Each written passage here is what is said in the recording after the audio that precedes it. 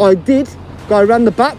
I did have a look at the fitness bit, took a couple of pictures, and then I came back around here. At no point whatsoever did any...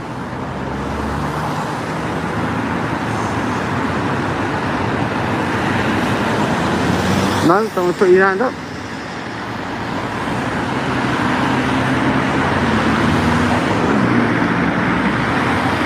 These guys here.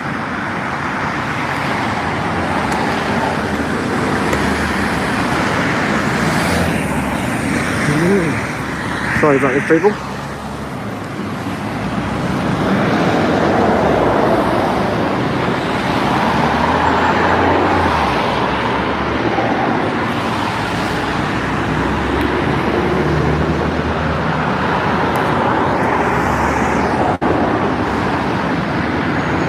All for a man with a camera.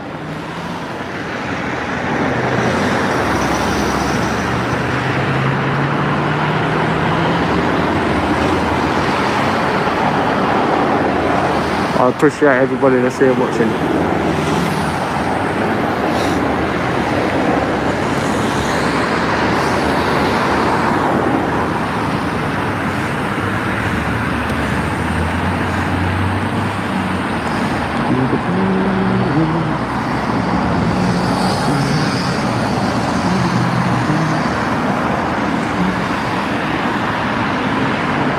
So there's obviously some other units coming at this time.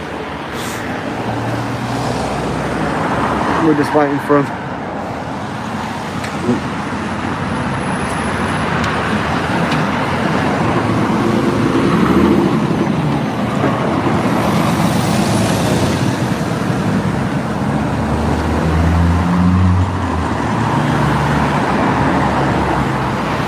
We'll see if this guy wants to talk to me.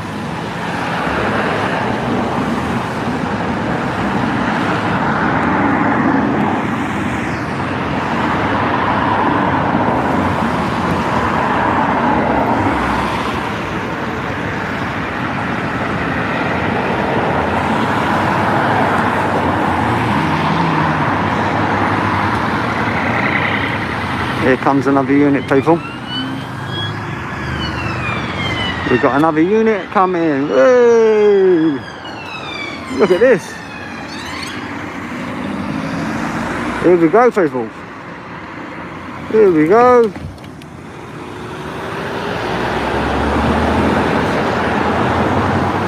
Here we go, people.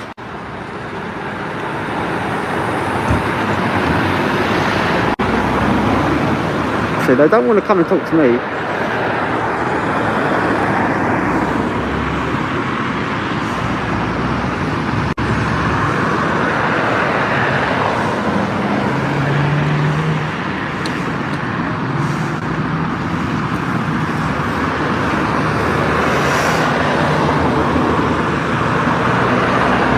No, I shouldn't go. Listen, at the end of the day, I've done nothing wrong. I'm the one that's been threatened. I'm the one that's been threatened, people. You're told you're on private property and immediately questioned about using a scanner, with the tone suggesting decisions have already been made, but you remain calm, holding your camera and radio and focusing on the simple question of why it even matters. The term private land is being used like it changes everything. Yet it's already acknowledged that the area is open to the public, where people freely walk around taking photos on their phones. And the only real difference is that you're using a professional camera, which seems to trigger the reaction, even though there's no authority that allows photography to be stopped in a publicly accessible place, and no rule that lets someone demand explanations or apply restrictions based on equipment. The moment you point out another person filming on a phone and ask why they aren't being questioned, everything shifts because consistency is now required and can't be provided, leading to scattered justifications about scanners and radios that don't hold up, proving that a rule applied to only one person isn't a real rule at all. So when someone starts building reasons instead of clearly stating them, the best move is to stay composed, repeat the same question, and let the situation expose its own flaws, especially as the manager begins relying on signage they haven't even confirmed, which is where things start to take an interesting turn. They threatened me. I was very polite and cordial with these guys.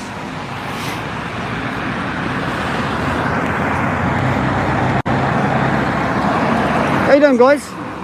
Is it right? What's about? Just an old piece of hayman. Well, look, I'm going to just step back, so just a little bit. Like, I'm going to step back a little because you're a little bit close to me, yeah? Yeah. And COVID, you know. I'm gonna make you aware just before we go anywhere, all right? This mask, I never had this on in the beginning. Yeah. I spoke to a security guard. I made him aware of what I was going to do before I even started recording. And he said, okay. I said, does anybody you need to tell? I've got it all on camera as well. I said, anybody you need to tell, so just make them aware. I'll be standing out on the outside. I'm doing a little bit of photography. I'm really sorry to interrupt you. Yeah, go on. With the mask and the traffic, yeah, it's very difficult. Are you recording me? Yeah. I am. That was my next thing I was going to let you Can I have know. your badge, your collar name, please? 1268. I've already said to you when I first came up here. All right, I'm just going to step back because I'm going to get you in the camera. You know. That's fine. Yeah. Right. Okay. Can I ask what your purpose is here today? You can ask. So what's your purpose here today? Just to take pictures. Pardon? Just to take pictures and. I can't hear you with the mask on. To take pictures and video footage in public. That is my agenda. And then what's your agenda with those pictures after that? Shoot. Anything. I'm making a story on the Noke Hotel. I'm going to be deadly honest with you. Yeah. I'm making a story because it's for asylum seekers. That's all. I have no ill will against any of these asylum seekers. I say this in my video. And also, I actually spoke to a couple of them. They was very nice. I haven't been aggressive. I haven't sworn at them or anything like that. I just made them aware that what I was doing. And that was it, basically. And they called the police. I've got one gentleman inside. He did threaten me, all on video, a Section 5 Public Order Act. And I know for a certain you guys can act on it. Okay. Yeah. And this guy's not wearing his SIA badge. He don't have it on display. That's a criminal offence as well. Okay. Yeah, I'm here to prove the good and the wrong from a public area. I did go around the back. I did have a look at the fitness bit, took a couple of pictures, and then I came back around here. At no point whatsoever did anybody ask. Suspicion isn't something you create after the fact. It has to exist from the very beginning. And in this situation, it simply doesn't. The location in Halifax is a well-known landmark where people are openly recording, something even acknowledged. Yet for some reason, this particular camera is being treated differently, without any real change in circumstances, which becomes a serious issue the moment terms like hostile reconnaissance are introduced, because that falls under Section 43 powers, tied to terrorism, and requires genuine, evidence-based suspicion, not curiosity, not vague feelings, and not assumptions that can't be explained. Name. Don't give me name. Well, you told me that you're a victim of crime. I am. But whether I want to take effect on it is entirely up to me. If you want to educate these guys and let them know if I'm in a public area, I'm allowed to take pictures and photographs, and I don't wish for any of their asylum seekers to come out, threaten me on camera. I'll be honest with you, I know he said he'd take the phone off me. He had 3 of his mates up the side of him here, what were crossing over. That's why he got a bit big. In the beginning, I asked him if they was treating him nice before any of this started, and I was actually having a cordial conversation with him. Then he come back out, and then about 10 of them come out. I told him I'm feeling threatened, alarmed and distressed. I said, please do not keep walking on me. I said, you've called the police, and I will talk to the police when the police get here. So I don't want to talk to you. I said, that's it. I said, please just leave me alone. And he kept approaching me. I said, I will defend myself if you come in near me. I said, please, sir, stop it. I don't want to do this. And he just turned around and walked away. So, can I tell you why we are here? Yes. Okay. We've been called here. The call has been made to us. Yep. Is that you being now here filming? Yep. Potentially, I'm not. Oh, go on, you're right. Potentially stopping people from going inside. Yep. And potentially threatening them. Right. So what is happening now is my colleague. What I'm going to do. Listen, my colleague is speaking to them. Yep. Okay. And you're speaking to me. I'm speaking to you. Yep. Once I've done that, I'm going to speak to my colleague. Yep. I'm going to see if or any criminal offences have been alleged. Right, go on, okay? go on. Once I've got that information, right. Are you okay if I come back and speak Can to I you? speak to you? No, it don't work like that. He gets It does work like that. He gets the information off them, and you get the information. I got everything on camera footage. The independent witness. I got everything on proof. So whatever they say. Here, the attempt is to build suspicion based on the act of filming rather than having a valid reason beforehand. But the response is handled calmly with a pointed question. Do you think I'm a terrorist? which shifts the focus away from the cameraman and onto the officer's lack of justification, exposing gaps in reasoning as the discussion drifts into scanners and radio use without any clear legal backing, with claims being made but no specific law or offense identified. And that's where the argument begins to collapse, because confidence without legal grounding doesn't hold. And in moments like this, staying composed and asking a simple question like under what law quickly reveals the pressure and uncertainty behind those assertions. Say it don't mean to say it's true. Okay, but if they allege it, Am I detained? at this moment in time, you're not detained. Fair enough. There's the people that crybabies.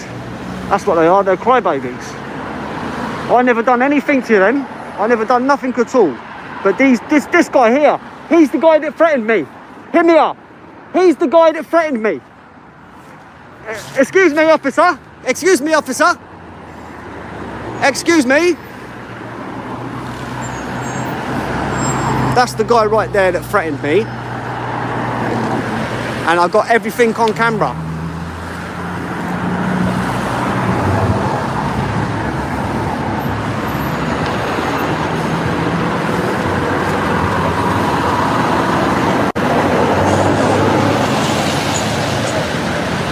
This guy threatened me on camera.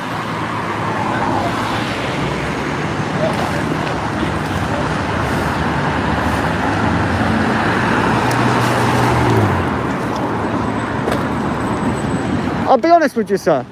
At this precise minute, I've been live streaming for 32 minutes.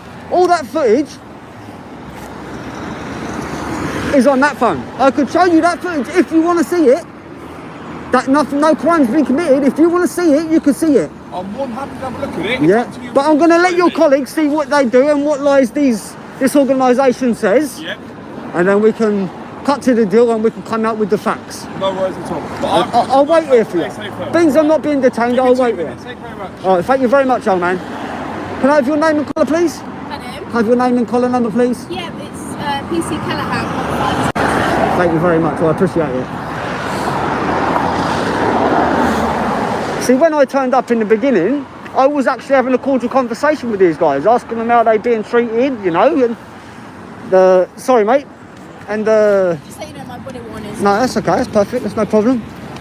That's to protect all of us, not just yourself. Yeah. And I was being cordial with them, you know, I never done anything wrong to them. I weren't swearing at them at any point whatsoever. What are you here doing, sorry? I'm auditing. You guys know about For the auditing. boat? It's for asylum seekers. Oh, okay. Yeah, so they got a government contract to get these guys in. I'm not sure. I won't let on too much of the story, but down the grapevine, for the people that do know, these guys are supposedly, my opinion and many other opinions, that these guys are being brought in for the government for when the apparently a civil arrest is going to happen. I don't know if it's lies or not, but these. Oh, so you're just here. I'm here making capturing it. independent journalist. That's all, making a bit of a content about the no coattail. That's all. Right. No ill will or nothing to them or nothing like that. I don't think there's any offences. So. Alright, yeah. listen to me. Go on. At this moment in time, Yeah. I've listened to you speak Yeah, now. yeah. Can you allow me the respect just Yeah, to no, listen to what I'm going to say? like 100%. Like, I can sit here, yeah. I'm going to advise you Yeah. now on a few things. Yeah, go on. Okay. At this moment in time, no offences Yeah. have been alleged. Yeah. Okay. I'm going to ask you to remain on public property. I will do. I'm also going to ask you not to film people coming in. He asks a direct question, whether the law actually requires him to explain why he's there. And the silence that follows says everything, because instead of giving a clear legal answer, the response immediately shifts to saying he's been asked to leave, creating a sense of pressure without any real authority behind it. This stands out even more since he has already made it clear that he intends to leave. Yet the questioning continues, and the tone becomes more about forcing compliance than explaining any legal basis, which is important because under PACE, choosing not to answer questions isn't suspicious. It's a protected right, and in a voluntary interaction, there's no obligation to provide explanations to anyone. So when the reasoning boils down to he wants to know why, that isn't law. It's simply curiosity presented as authority. At that point, the dynamic shifts as he stops giving answers and instead asks a calm, direct question. Can they actually require that? Which flips control of the situation, moving it away from them trying to justify their actions, and onto them being asked to explain their legal grounds.